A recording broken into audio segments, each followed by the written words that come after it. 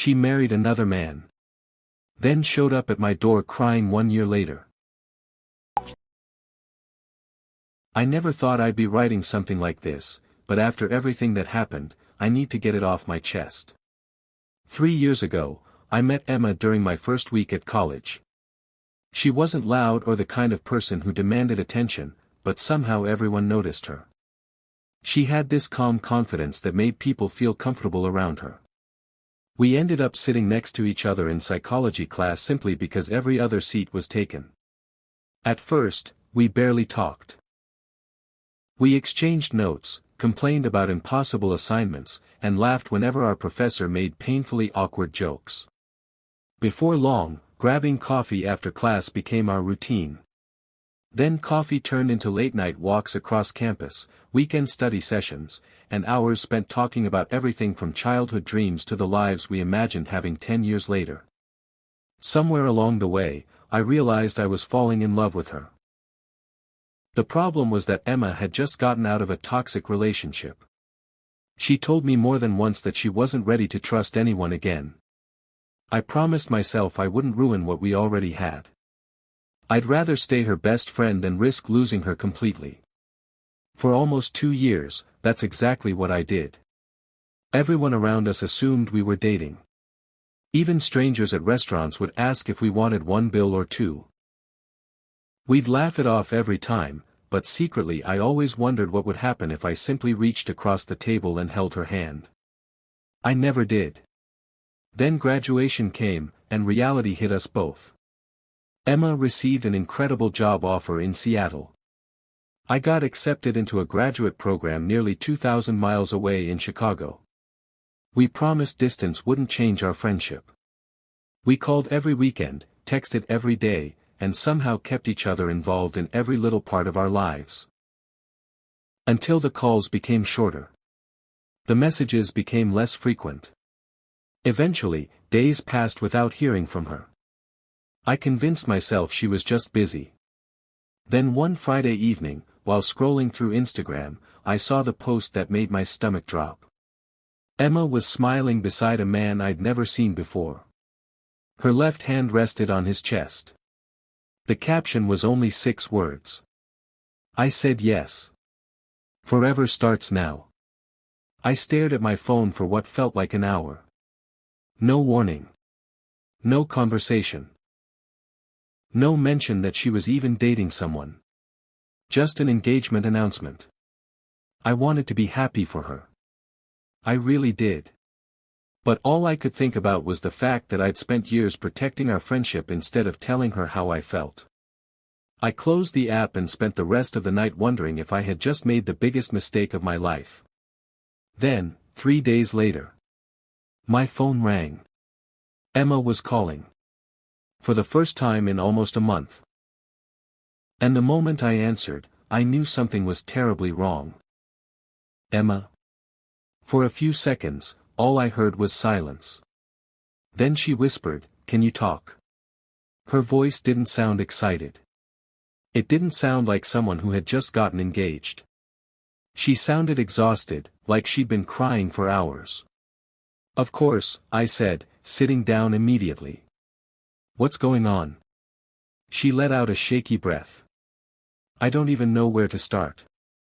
I wanted to ask about the engagement, but something told me this wasn't the time. Instead, I stayed quiet. After nearly a minute, she finally spoke again. "I think I made a mistake." Those 6 words hit me harder than I expected. She explained that her fiancé, Ryan, had proposed after only 8 months together. Everyone around her said he was perfect, successful, charming, confident, and ready to settle down. She kept telling herself that love was supposed to feel different after heartbreak. That maybe butterflies and excitement were just things teenagers believed in. Maybe real love was simply choosing someone who looked good on paper. So I said yes, she admitted. But...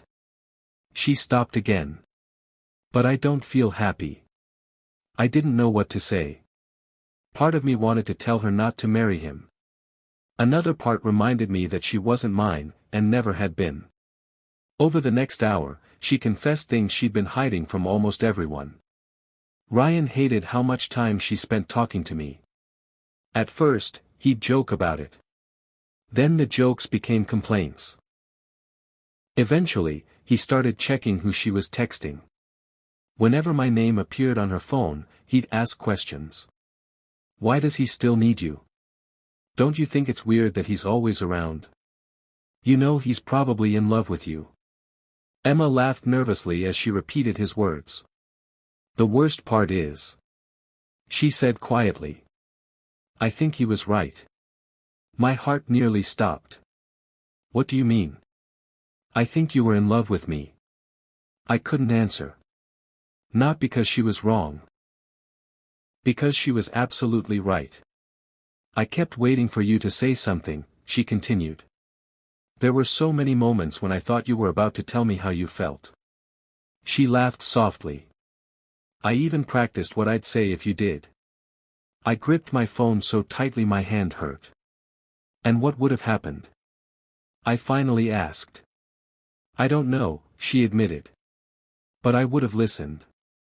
The room suddenly felt impossibly quiet. Years of wondering. Years of imagining. And the answer had been sitting there all along. Before I could respond, she interrupted me. It doesn't matter now. Why not? Because I'm getting married. Those words landed like a punch to the chest. She apologized for calling. She said she just needed to hear a familiar voice. Someone who reminded her of who she used to be before everything became so complicated. Before hanging up, she said something I'll never forget. If life had given us one more chance. I wonder if we would have chosen each other. The line went dead. I sat there still. For a second, I genuinely thought I was imagining her. She looked different. Not physically, she was still Emma, but the light that used to fill every room she walked into was gone. Her smile had disappeared, replaced by tired eyes and a face that looked like she hadn't slept in days. Neither of us spoke. Finally, I managed to say, Emma, what are you doing here? She looked down at the small suitcase beside her. I didn't know where else to go. I stepped aside without thinking. Come in. She walked into my apartment, sat on the edge of the couch, and held her hands together so tightly her knuckles turned white. The wedding ring was still on her finger. I made us coffee, though neither of us touched it. After several long minutes, she quietly asked, Do you remember when I told you I thought I made a mistake? I nodded. I was right. She stared at the floor as if every word weighed 100 pounds. Ryan wasn't the man I thought he was. At first, it had been small things. He wanted to know where she was every hour. He'd criticize the clothes she wore, saying they attracted the wrong kind of attention. He slowly convinced her to stop talking to old friends because they were bad influences. Then came the arguments. If she disagreed with him, he'd accuse her of being ungrateful. If she cried, he'd tell her she was too emotional. If she apologized, he'd say it proved she knew she was wrong. He never hit me, she said quietly. But somehow, I felt smaller every single day. I knew exactly what she meant. Not every abusive relationship leaves bruises. Some leave invisible scars that take even longer to heal. She admitted she'd almost called me dozens of times during those 6 months. Every time, she'd pick up her phone. Then put it back down. I kept telling myself I made vows, she whispered. I thought if I just tried harder, things would go back to how they were before the wedding. They didn't. Instead, Ryan became more controlling. He started reading her messages. Questioning every purchase. Getting angry whenever she spent time away from him. The final straw came just a week earlier. She had found an old photo of the two of us from college. We were sitting on the campus lawn, laughing so hard neither of us could look at the camera. Ryan saw it. Without saying a word, he took the picture, tore it into tiny pieces, and dropped it into the trash. Then he looked at her and said, "You're my wife now. That part of your life is over." Emma said something inside her broke at that moment. Not because of the picture. Because she realized she'd spent months becoming someone she didn't even recognize. The next morning, while Ryan was at work, she packed a suitcase. She left her wedding dress. She left the expensive house. She even left the engagement ring box. The only thing she forgot to remove was the wedding ring still on her finger.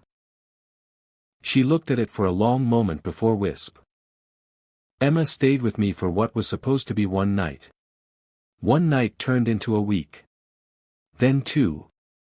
I offered her my bedroom while I slept on the couch. Every morning I'd leave for work before she woke up, and every evening I'd come home with groceries, pretending everything was normal. We never talked about us. Not once.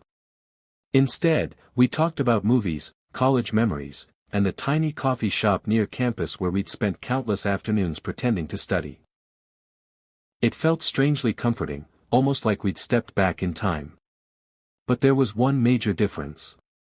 Emma smiled less. Sometimes I'd catch her staring out the apartment window for 10 or 15 minutes without moving.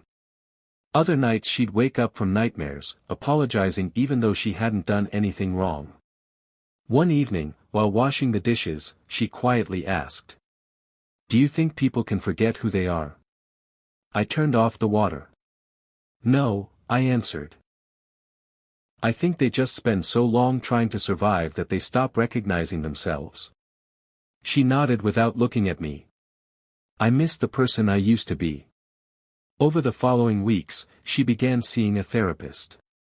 It wasn't an easy decision, but little by little, I noticed changes. She laughed more often. She started reading again. She even signed up for a photography class she'd always wanted to take. For the first time since arriving, she looked hopeful. Then reality caught up with us. Ryan found out where she was. It started with text messages. "I'm sorry. We can fix this. I'll change." When Emma didn't answer, the messages became phone calls. Then emails. Then flowers delivered to my apartment. Finally, one Saturday afternoon, someone knocked on the door. I opened it. Ryan stood there. He looked nothing like the confident man I'd imagined from social media.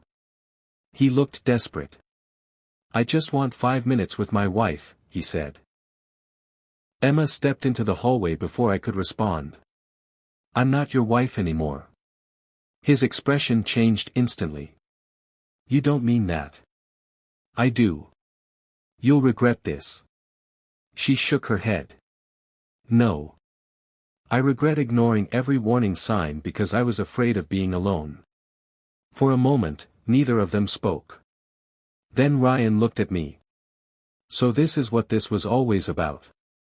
Emma interrupted before I could say a word. "No. This is about me finally choosing myself." Ryan laughed bitterly. "You'll come back." She slowly removed the wedding ring from her finger. The same ring she'd worn every single day since her wedding. She placed it in his hand. "I hope one day you become the person you promised to be." Then she gently closed his fingers around it. "Goodbye, Ryan." He stood there for several seconds before turning around and walking away without another word. Emma closed the door. The apartment was completely silent. She leaned against the wall and took a deep breath, as if she'd been holding it for months. Then she looked at me with tears. The weeks after Ryan left were surprisingly quiet. For the first time in years, Emma wasn't rushing to meet someone else's expectations. She wasn't pretending to be okay. She wasn't apologizing for taking up space. She was simply living. We started doing the little things we'd always loved. Sunday morning coffee. Long walks through the park. Late night drives with no destination. Sometimes we'd laugh until we couldn't breathe. Other times we'd sit in complete silence, and somehow that silence felt just as meaningful. Neither of us mentioned love. Not because it wasn't there. Because we were both afraid of moving too fast. Emma had spent months rebuilding herself. The last thing I wanted was for her to feel like she had to replace one relationship with another. One evening, almost a year after she'd shown up at my apartment with a suitcase, we returned to our old college campus. The psychology building was still there. The same benches. The same trees. Even the tiny coffee shop where we'd first become friends hadn't changed. We sat outside as the sun began to set. Emma smiled. You know. I used to replay one memory over and over. Which one? I asked. The day we graduated. She looked at me. I kept hoping you'd stop me before I got in the car. I laughed softly. I almost did. You did? I took one step toward you. What happened? I got scared. She reached for my hand. So did I. For a moment, neither of us spoke. Then I smiled. I'm done being afraid. I stood up, took a deep breath, and finally said the words I'd carried for almost 5 years. I've loved you since the day we started drinking terrible campus coffee together. I loved you when we were just friends. I loved you when you moved away. I loved you the day I saw your engagement announcement. And I never stopped. Emma's eyes filled with tears. I was wondering how long it would take you. She laughed through those tears. I've loved you too. Before I could say another word, she wrapped her arms around me and kissed me. It wasn't dramatic. There were no fireworks. No cheering crowd. Just two people who had spent years letting fear make their decisions. Not anymore. A year later, we stood in that same park surrounded by our closest friends and family. This time, there were no rushed decisions. No pressure. No pretending. Only two people who had learned that love isn't about perfect timing. It's about honesty, patience, and choosing each other every single day. Sometimes people ask if I regret waiting so long to tell Emma how I felt. The truth? Yes. I regret every moment fear kept me silent. But I also know those mistakes taught us something neither of us will ever forget. Love doesn't disappear because time passes. But opportunities do. If you love someone, tell them.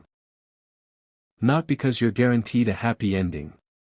But because living with the truth is always easier than living with what if. And